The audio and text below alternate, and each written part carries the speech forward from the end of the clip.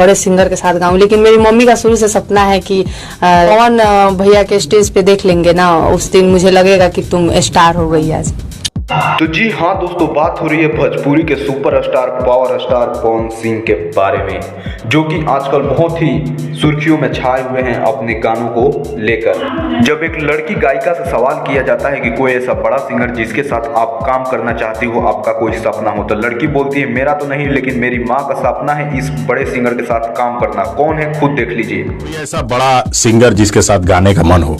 मेरा कोई सपना नहीं है कि मैं इस बड़े सिंगर के साथ गाऊं, लेकिन मेरी मम्मी का शुरू से सपना है कि तुमको जिस दिन हम पवन भैया के स्टेज पे देख लेंगे ना, उस दिन मुझे लगेगा कि तुम स्टार हो गई आज। ये वीडियो देख आपको पता चल ही गया होगा कि भोजपुरी के superstar power star Pawan Singh का कितना नाम है और कितने बड़े सुपरस्टार है। तो ये वीडियो देख के आपको कैसा लगा, या आपको पवन सिंह का गाना अच्छा लगता है या नहीं, कमेंट करके जरूर, और चैनल को सब्सक्राइब करके बेल आइकन को ऑन कर ले।